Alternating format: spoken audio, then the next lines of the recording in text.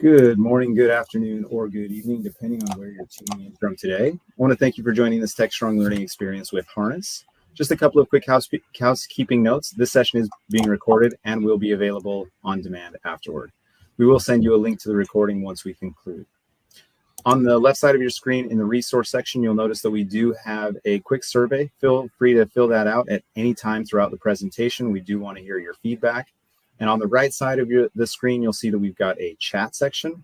Anything that you want to tell us, your comments, your understanding, your experiences on the matter, feel free to use the chat. Just talk to us in there. We do want to engage with you. We want to hear from you. And at the bare minimum, at least tell us where you're tuning in from today. And if you scroll down below the chat section, you'll see that there's a Q&A box. Any questions that you have, make sure to use the Q&A section. We do want to answer your questions at the end of the program. And you don't have to wait until the end of the program to ask your questions. Put them in there anytime you want. Let's go ahead and kick off today's topic. We've got from rollouts to results, unlocking the value of feature management and experimentation. Today, I'm joined with Alex Bach, Feature Management and Experimentation Specialist at Harness, and Iram Khan, Enterprise Solutions Engineer at Harness. Alex, Iram, I want to thank you both for joining me today, and I want to go ahead and turn the time over to you. Thank you. Awesome. Thanks for the invite. All right. So I hope everyone can see the slide. So thank you very much for joining today. So the way today works is it's probably going to be like a 20 to 30 minute talk of me explaining everything from rollouts to results, followed by like kind of like a 15-minute demo where Iram actually is going to go into the actual product itself, how it looks like and everything, and followed by a bit of a Q&A. But before we do all of that, let me introduce myself properly. So who am I and why am I talking today, right? So I recently joined Harness as part of the feature management and experimentation team, and specifically as a domain expert, right? I have been in the experimentation and feature management space for the last 10 years. I worked for like various different big companies to build large-scale experimentation programs. Before joining Harness, I was the head of experimentation for JPMorgan Chase, specifically for Chase UK and Nutmeg in Chase Germany.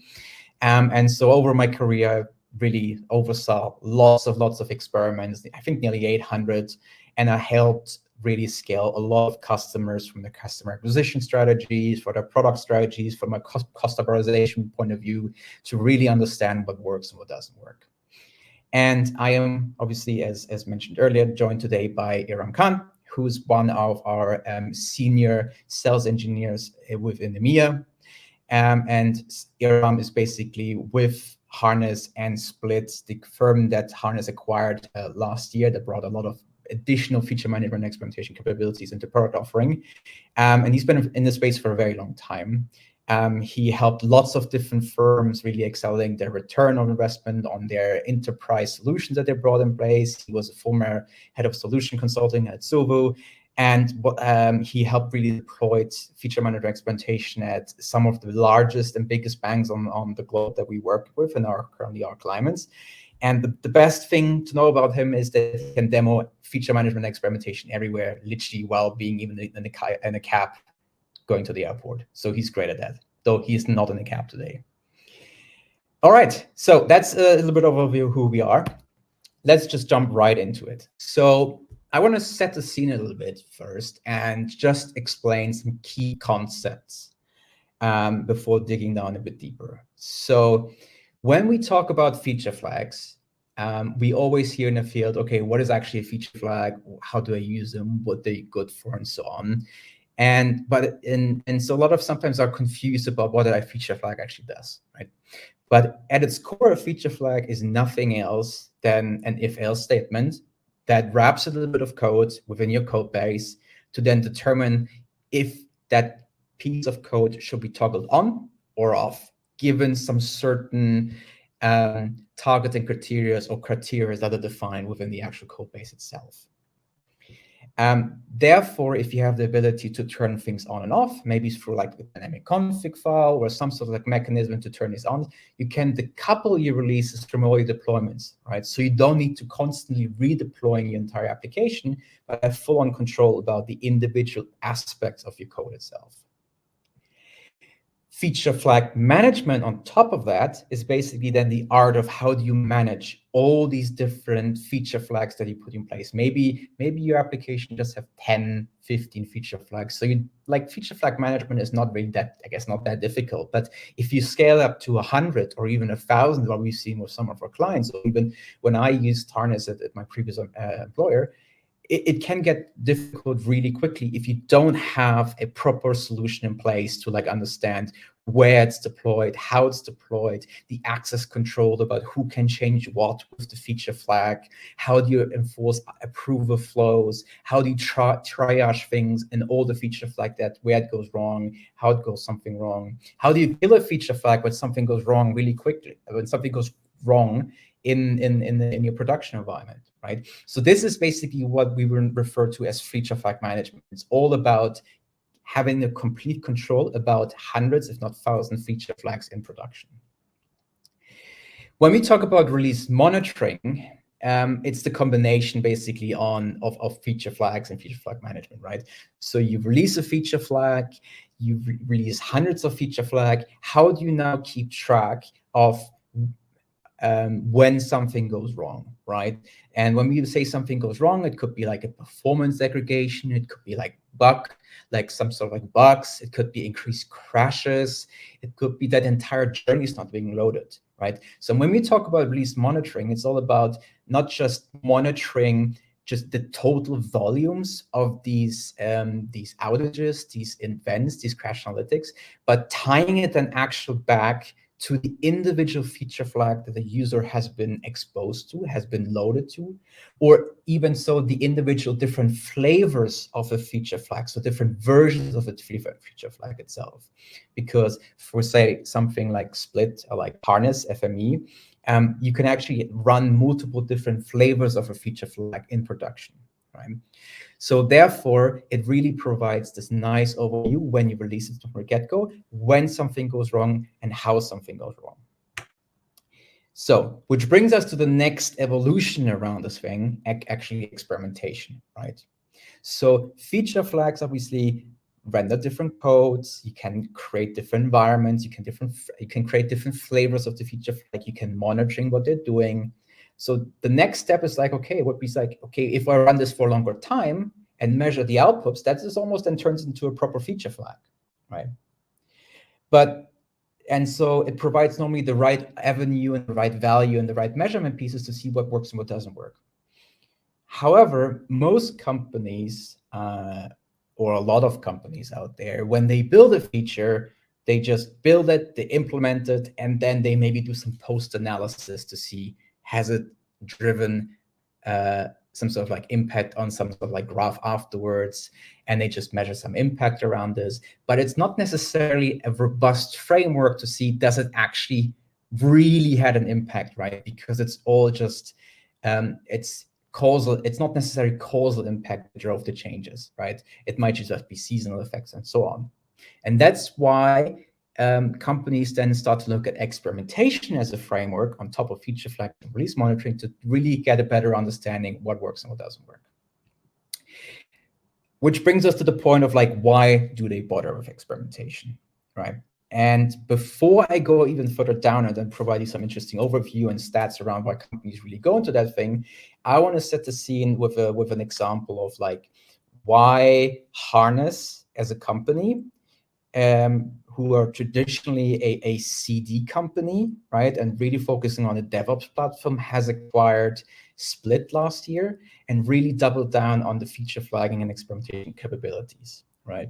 So when Harness originally started, they wanted to make it as easy and as possible to do big deployments, right? So in the case, for example, in this case of an app with an app store, right? Every time you go to the app store and a big application happens and you see this the application changes, those are the big deployments, right? And that's the bread and butter originally from Harness, to really make that cycle as quickly as possible to get as many things deployed. And then also have canary deployments on top of that. So throttling the amount of people who get that deployment, auto killing it when a whole deployment goes wrong, and to make sure that it is kind of like de-risked. Feature flagging on top of that is now a granular level below deployments, and you have the same concept. You have canary releases, you have canary throttles, and so on. So that's that additional layer of protection that Harness wanted to give to its prospects really and clients to really say, look, you don't have to even to worry about big deployments. It also supports with these smaller feature flags in itself, right? And on these feature flags, you can now run hundreds of different experiments and permutations of the feature flags to then see what works and doesn't work. And therefore, and that's why our product currently is used by like many, many different firms, including some of the biggest banks in the world, like Wells Fargo, Citi, Charles Schwab, and JP Morgan.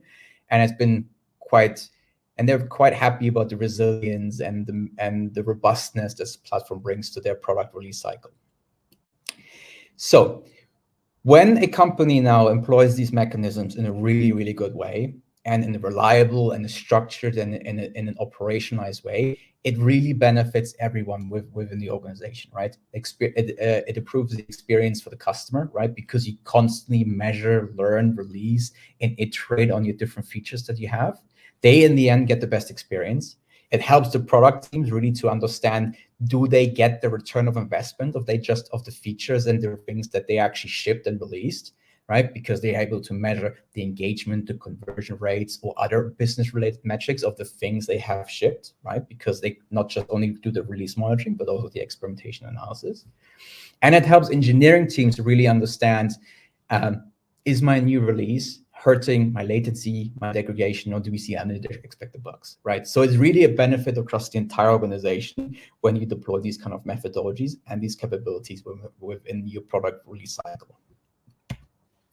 So what is an experiment, right? I always said, like, I threw that word around quite a lot, but it means a lot of things for a lot of different people. When we talk about a proper experiment here at Harness, we always refer it as a proper A/B test, or almost a clinical trial, right? So you have some users, you have a feature flag that deals with the bucketing and maybe it's like a new existing experience, say like your original feature, and then a different flavor of the feature.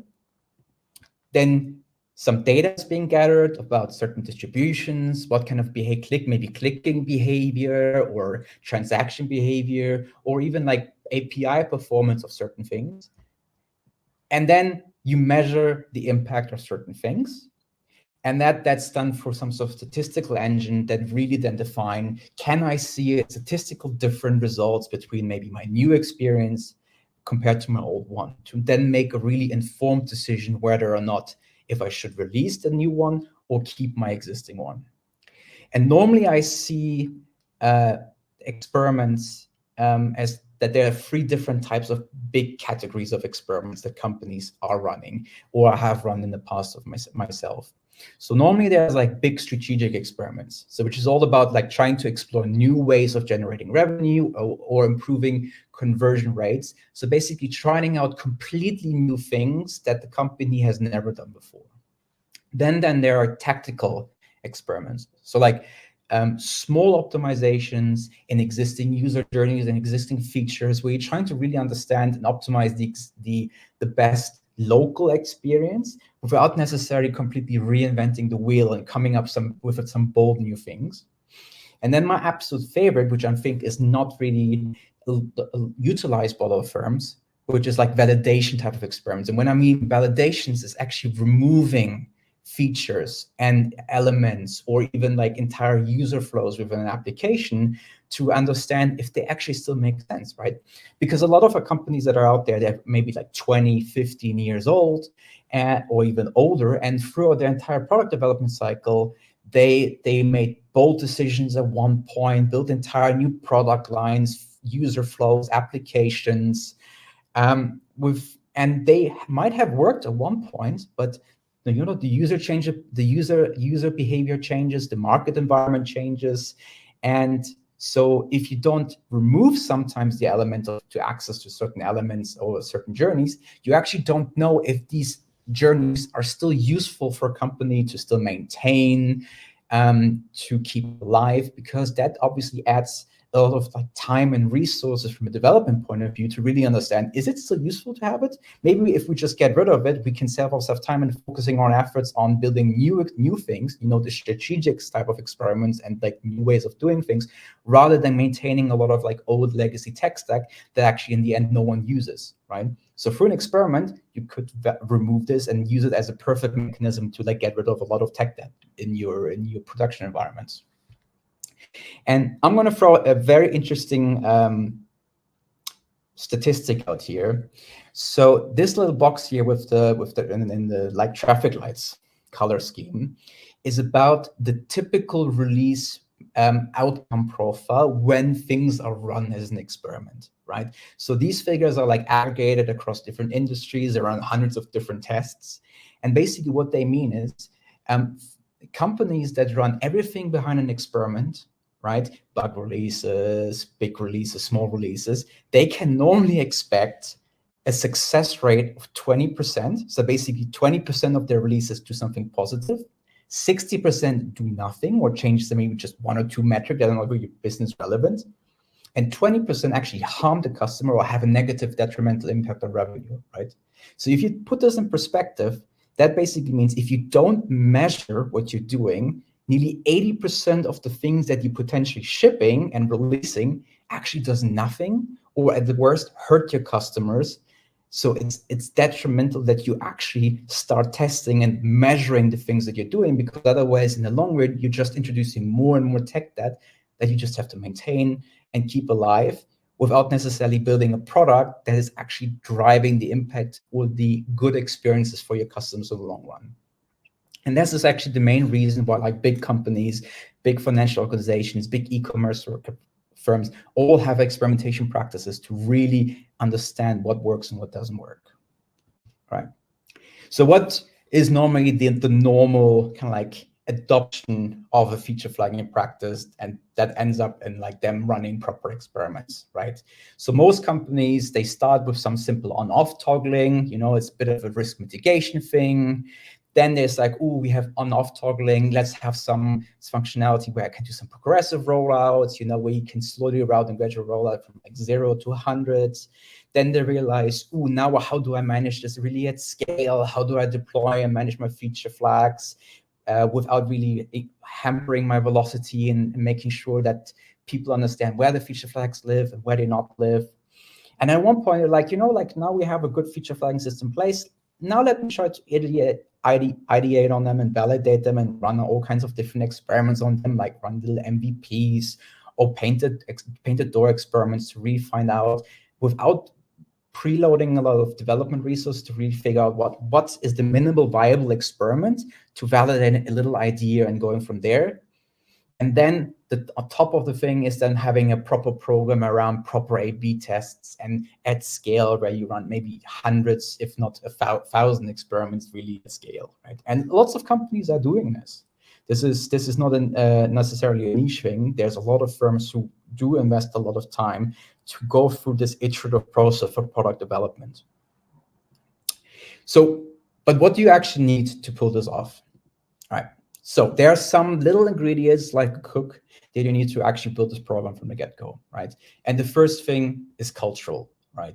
You within an organization need a proper strategy and a commitment to iterate. That basically means you should not build a feature for 6, 8, 10 months and then release it and never touch it again. That's the wrong way of approaching it, right? The ideal scenario is you break up a feature, a big initiative like this, have little smaller features, test them, iterate upon them, and then once you're happy, release and test things gradually and iteratively. In order to do that, you need a bucketing mechanism or something that allows you to run multiple different iterations and variation of a feature flag or a feature in parallel, right? And our product can do that.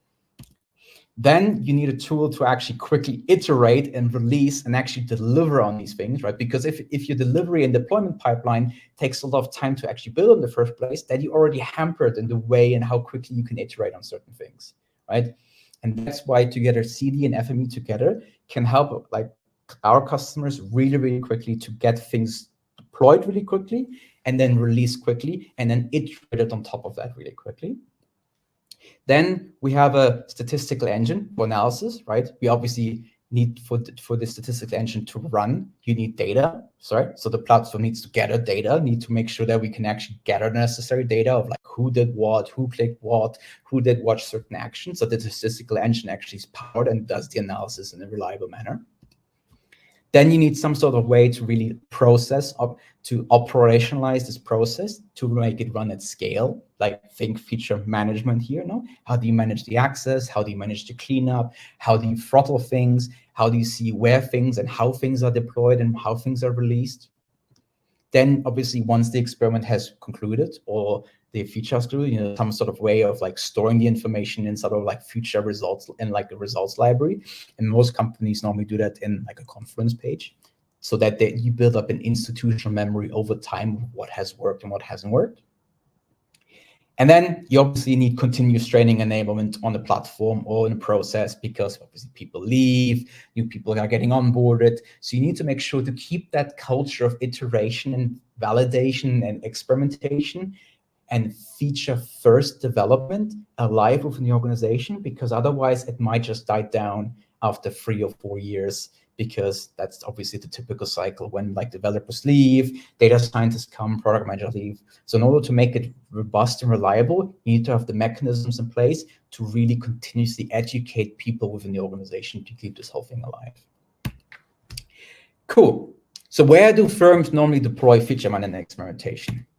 And the short answer is pretty much everywhere. So in my career, I've used this obviously across different phases, different areas. I used it to like boost customer acquisition strategies, running different experiments and feature flags on like digital marketing elements or landing pages to really help acquire new customers from like different branding strategies, content strategies, different user journeys to make it really easy to like make people sign up to different things, or providing different landing pages that came from like the different digital media marketing channels. Then obviously the classical product experiments within an application or web, UX journeys, product journeys, all kinds of journeys to really optimize the best user experience, or even trying out different new product offerings. Offering testing, which is all about obviously like pricing strategies, bundling strategies, discoverability of like products within the e-commerce website. There's all kinds of different things you can use on customer retention, optimizing customer operations, integrating with the CRM to make bespoke and personalized like experience within the application and test upon them and validate them to see what works and what doesn't work. And then this massive bucket here, which we all bucketed under operations, is about how do you run experiment and validate your fraud and your KYC channels and your journeys? How do you evaluate your chatbots, your machine learning algorithms for like personalization engine or search engines, throttling like backend services when like, I don't know, moving it from one service to another service when like one cluster or like or one environment is not strong enough to do things. As I said before, you can use it for tech debt removal, turning things off and on and to see if they're still needed or not. Lots of our company customers are using it even for cloud migration, moving it from one endpoint to another endpoint, from an on-prem solution to a cloud migration, a cloud solution. And then obviously, you can also be integrated with the customer, the content management system, to drive different content strategies, content placement within the application, or even localization strategies to see what works and what language works and what imagery works within the application to drive the desired customer and business outcome, right? So that's basically in a nutshell of like what a harness is and what experimentation and release monitoring and feature management is. And this is a quick overview of actually how the platform looks from us, right? So obviously we have our feature flags. As I said before, normally to run an experimentation program or release monitoring program, you need some sort of behavioral data. And so our platform basically deals with the feature flagging and the bucketing, keeps track of all the behavioral data, stitches them together in the attribution engine, our statistical engine, and then surfaces all this this data and what worked and what doesn't work, and providing the management around this within the actual application itself for the experimentation, release monitoring, and feature flagging bit. And I'm going to stop here and now hand over to Iram, who's going to give you a little bit of a demo of how it actually works in reality on the platform itself. So yeah, Iram, over to you. Thank you. Thanks, Alex. That was a great overview. I'm gonna take over from here and just highlight all of those pieces that Alex talked about. Whether you're starting from an individual rollout perspective and then going all the way through, running your A/B test. So let me know when you can see my screen, and then I can start from that point onwards. Yeah, perfect. Just making sure done that. There you go. Yeah, we can see your screen now. Perfect. Thank you. So typically, Harness allows customers to make sure that their deployments are as fast as possible using what we call as continuous delivery. As a part of that continuous delivery pipeline, you can also see that there is that element of feature experimentation or feature management experimentation, whereby you can actually deploy your feature flags in your code, on that build step, for example, and then really roll out the feature, starting from your existing Jira tickets, whether it is to do with really serving those treatments or those feature variants, whether it's your on-off flags or your red, blue, green flags or your new offers that you want to roll out. And then, start with that canary deployment or canary release to say, well, I'm going to release this feature to only 10% of my users, really test if this is all going okay from a guardrail perspective.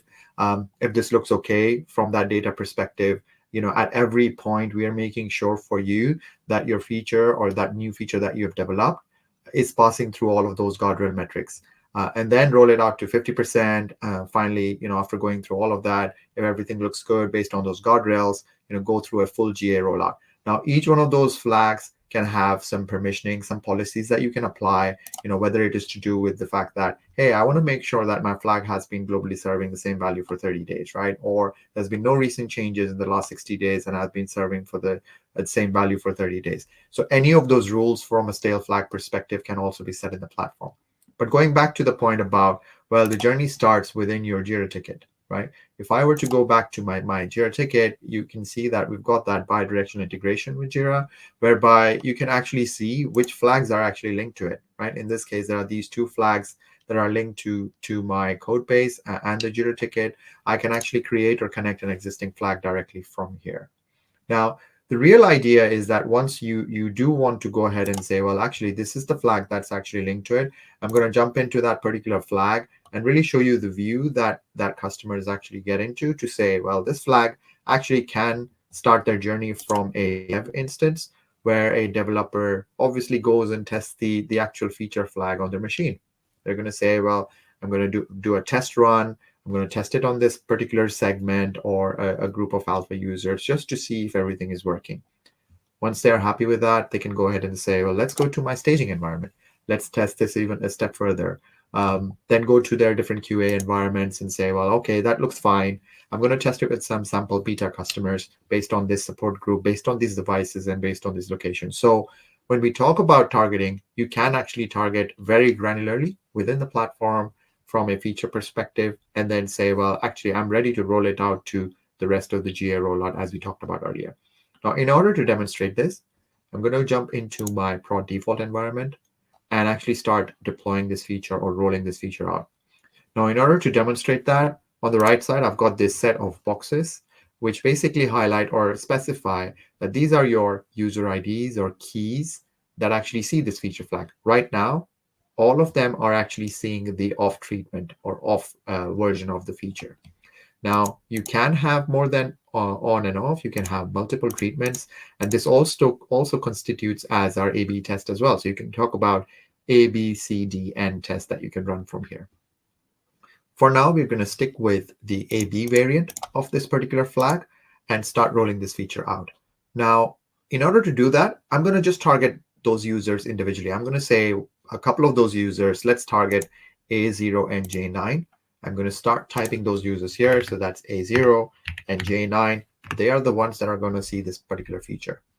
So I'm going to review that change and really see, add a quick diff of what has changed from that original definition perspective. Add some title, some comments. We also have a way of adding approvers to this particular change summary or change request that is going for the feature flag, whether it's based on your viewers, editors, a group of approvers. You can then say, well, I'm actually only testing this as an internal test. You can also schedule the change to go live at a later date and time. So if this needs to go live on a Sunday morning at a particular time, let's say 2 a.m. particular time zone as well, you can set it up like that. For now, I'm just going to push this immediately to help you understand how this feature rollout is going to go ahead and roll this feature out. So on the right side, you can see that A0 and J9 are the ones that actually see this particular feature right now. Okay.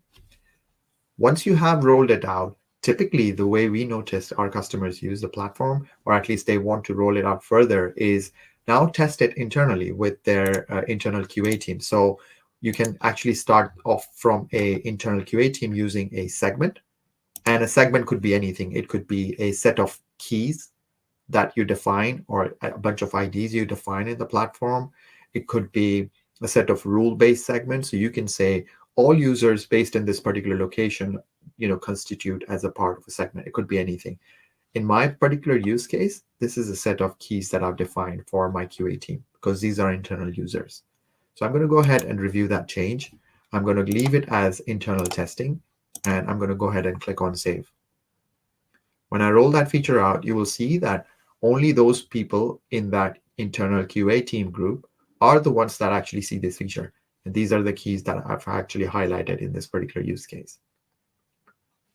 Once they're happy with their QA teams, and if they've seen that the results are as they're expecting it to be, they're happy to then roll it out further to customers. In this case, there could be beta customers or beta users. And in this case, for me, I also have that defined in the platform. Again, it's based on a group of IDs that are based in a particular location. So I'm going to go ahead and review that change. I'm going to say this is an external beta that I'm going to roll it out to, and I'm going to go ahead and save that change. And what you see very quickly is there are a different set of IDs that actually see this feature right now, and these are all a part of their beta group. Now, what our customers don't really want, or what users don't really want, is to go and manage these user IDs constantly, whether it's on the UI here, or whether you're using the API, or even in code. You want to randomly or manage this outside of the platform as well. So for that, you can actually use our API to automate this. An example of that is here using the sign-up form to our beta experience today. What customers can do is they can go onto their website and say, well, actually, I like this new feature. I want to sign up to the beta program. Let's say I'm one of these users. I'm I7, and I'm going to just type my ID in, and I'm going to say, I want to opt into this beta program. And what happens in the background is it calls the API, and it adds that user to that particular segment.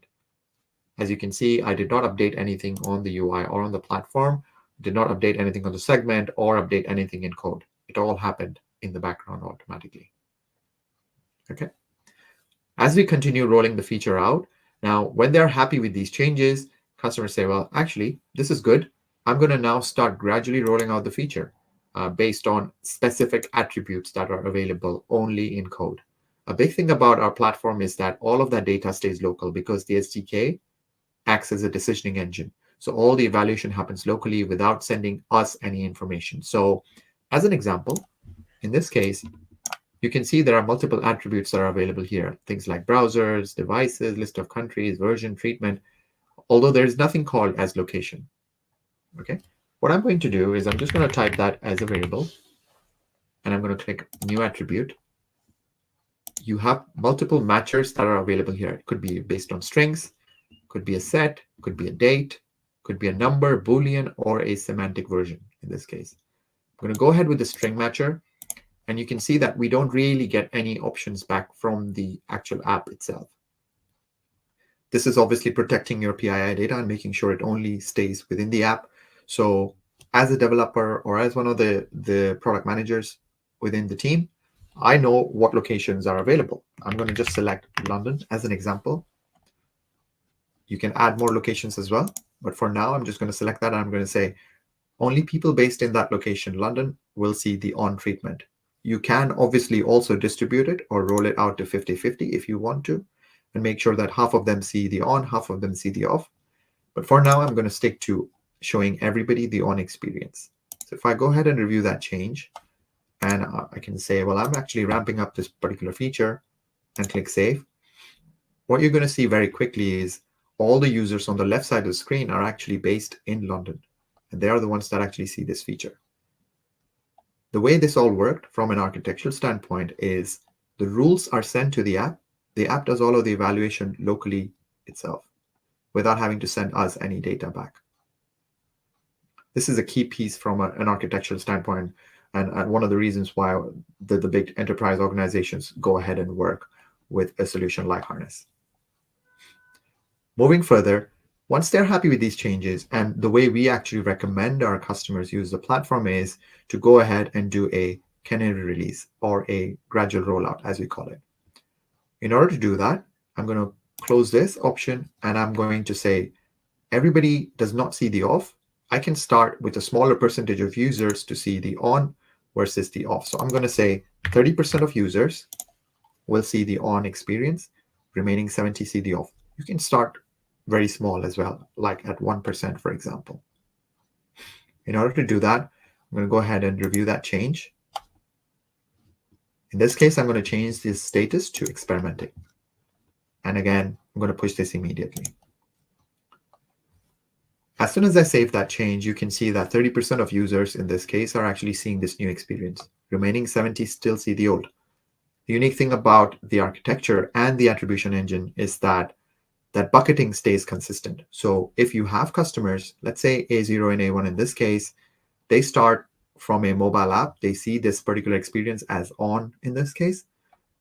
As long as the same key is being used, which in this case is A0 or A1, across different applications or devices, they will constantly see the same experience based on that key. So if they were to log into their web app, they're going to see that same experience as well.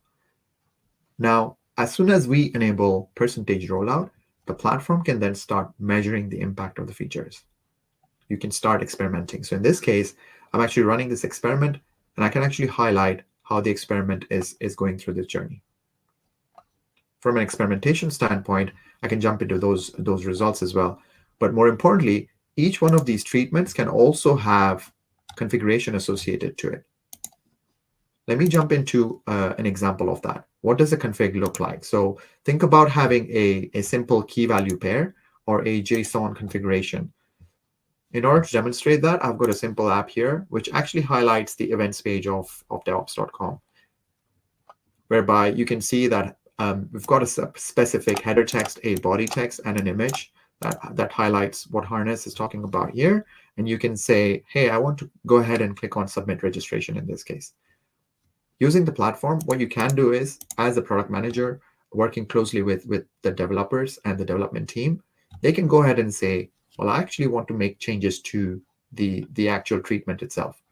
They can go ahead and say, well, with the on treatment, I want to change that to register below. Instead of calling it how cloud native artifact management facilitates DevOps modernization, I'm going to change it to from rollouts to results, unlocking the value feature management. In order to do that, again, I'm going to go ahead and click on serve on, review that change. And as soon as I do that, you will see that those changes get deployed immediately. This is the webinar we are at right now. And in this case, you can see that the header text, the body text, the image, all of that has changed below. And now it says register below. Once you have deployed those changes using the experiment, you can now actually start seeing the results within the experiment view. In order to do that, I'm going to jump into the actual experiment and actually show you what that experiment looks like. So, for example, in this case, I've got 3 treatments instead of 2. You can see that there is a red treatment, there's a blue, and there's a green treatment. You can see how many people have seen which treatment. In this case, there's 203 people have seen the red, 196 people saw the blue, and 211 saw the green. You can see the distributed rollout in here. We also help you understand, what does the health check look like, from an experimental review period perspective, the sample ratio validity. We check for sample ratio mismatches as well, and also what sort of exclusions were made. Alongside that, you can also set your hypothesis. What does this, how does this experiment relate to what you're planning to achieve from a business value perspective? You can edit the experiment settings. You can set your experiment settings, whether it's globally or individually. And again, you can share those results as well. But in order to really understand how this experiment performed, you can actually have a look at the metrics that are associated with it. So I've got some guardrail metrics that were set up on this, whether it is to do with the average LCP or count of application errors that were there or time to first byte. You can see there's different data coming out from each one of those metrics. I can actually click on one of these and see what the results look like. And you can see there's different data that's coming up from each one of those treatments. Of course, this is a demo account, so you will see data kind of really flat from a demo standpoint. However, you can see the data that's coming in from an impact analysis perspective, the impact snapshot, which version or which value or which treatment is working best from an angle. And also, you can use AI to summarize the results. I can click on that button and really see which variant has been working best for me. In this case, the blue treatment shows a positive impact, of 19.44% compared to the red baseline treatment. And the green has had a significant impact compared to the red baseline treatment. So you can really use AI in this case in the platform to actually show those results. I'm going to now stop there and hand it back to Alex. Hope that was useful. If there are any questions, feel free to message them in the chat window. Thank you.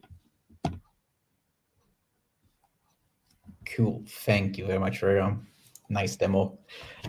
So that basically leaves us now to the final bit of today, QA time. So I just want to say thank you very much, first of all, for coming and listening. I hope this was interesting. And I think we do have some questions in the chat. So let's just go through them. All right. Jared, are you on as well? Yes, I was wondering if you wanted me to come back on or if you wanted to read them. Let me go ahead and take over. So the first question that we've got is, how does Harness help organize, manage flag debt and enforce best practices for flag lifecycle? Cool, Aaron. That's probably a better question for you. Yeah, absolutely. So there are multiple ways of handling flag debt. I think a couple of ways that I mentioned in the platform was around setting those policies. And when developers are making that change, they make sure that they follow those policies that have been set. They're not allowed to, let's say, progress a flag from one environment to the other. If there are flags that have been there for a long time, the platform will send a signal and say, well, these flags have been there for more than 60 days or 100 days. And it instructs the actual team lead or the engineering manager to go ahead and clean up that flag. So there are automated scenarios as well, whereby customers can actually go in and see which flags have been there for a really long time, and actually alert their teammates to actually go and clean up those flags before adding new feature flags into their code base. So yeah, happy to talk more on this, but there are multiple ways within the platform to be able to do that. And does that help with cleaning up the audit trails and multiple teams for microservices? Yes. All right. So next question would be, for a team moving from basic feature toggles to a mature hypothesis-driven experimentation culture, what specific capabilities does Harness provide to accelerate that journey? Cool. I could take that one. It's probably for three different lenses, right? For the developers, it provides a much easier and more straightforward way of really having a feature-first development process, because they don't have to worry about maintaining their own in-house solution or more clunky or off-the-shelf or open source solution that are out there, because it gives them the ability to a high-performant, high-reliable client-side and server-side application or SDK that is available to them. So that basically means they can deploy the SDK in all kinds of different areas within the tool stack and the backend services on the front end and on the website, and then have like additional like super granular targeting to then do very gradual and targeted releases throughout the item. So that's a technical enablement from an engineering point of view. From a product management point of view, right, is if I build my feature flags with iteration in mind and use what Iram has briefly alluded to earlier, and I mentioned as well, like dynamic configs, right? You can go now into the platform and run 20, 30, 40 different iterations of the same feature flags with different configurations of how the feature should look like, what type of content should be rendered, what kind of like messaging should be used, what kind of like endpoint should be used for ML models, what kind of like model weighting should be used to really optimize my machine learning algorithm that I push to production. So it's basically creating that low code, no code environment for the product managers to test out what works best for them without the developers having to constantly go into the code base and change things, because the product manager could do it. And then the last bit is, I guess, again, for the product managers and kind of like the analysis or the analyst who then normally had to go back to the warehouse and do the analysis themselves. They can use Harness's off-the-shelf statistical engine and data gathering to do the analysis within the product. So they know that what they see from a measurement point of view is actually what is happening. We're actually releasing soon an additional flavor of experimentation analysis, which is called Data Warehouse Native. That basically is like the statistical engine can actually be then deployed in the customer-specific warehouse. So then even to look at more deeper level metrics that maybe is not event-based, like fraud rates, customer support tickets, to provide this yet additional deeper down analysis to really see what worked and what didn't work. That just goes beyond analytical views of the actual performance of the experiment. Excellent. And the last question that I've got before we wrap up, and if anyone has any final questions, go ahead and put them in right now while we've got time. But the last question is, beyond basic A/B testing analytics, what is Harness's strategy for deep full stack observability? That's probably one for you, Ram. Yes, yeah, absolutely. So there is, first of all, Harness allows you to run full stack experimentation. So it's not just about running experiments or A/B test on the front end. You can run them on the back end as well, and you can serve the same experience across the board. Now, typically, what our customers generally do is that they send what we call as an impression data to their existing observability tools. Think about Datadog or New Relic or AppDynamics, for example, just to get all of that picture in one place. Because the interesting thing that Harness FME provides from an observability standpoint is who saw which feature at what point in time. What feature was changed at that point in time in order to understand what broke, right? So if there was an effect on one of your performance metrics, we can actually tell you, oh, this was a feature flag that was toggled at this point in time because of this developer, again, highlighting it back all the way to the audit trails. And then customers then take the decision to say, well, should we roll this feature back because it's causing an impact on this particular use case or on this particular app or the experience. So those things are pretty common from an observability standpoint, whether it's to do with your performance metrics, your business metrics, engineering metrics, or in general, like product metrics as well. So all of that can be leveraged using the platform as of today. All right. Well, Aram, Alex, unless you guys have any final comments, now is the time to say it. I would like to thank you both for joining us today. Thank you much for the invite. It was great speaking today. All right. Let's go ahead. All right. And to everyone else who has stuck around through the entirety of our program, I want to thank you again for being here and joining our TechStrong Learning program. And just a reminder, on the left side of your screen, you do have the resource section where you can fill out the survey. Let us know how we did. It's 4 quick, easy questions. We've also added a few helpful links for you if you want to sign up for a demo or for a quick free plan with Harness based on today's program. And this program was recorded It will be available to you shortly after we conclude with the link for you to rewatch it. And once again, thank you for joining this Tech Strong Learning program, and have a great day. We'll see you on the next one.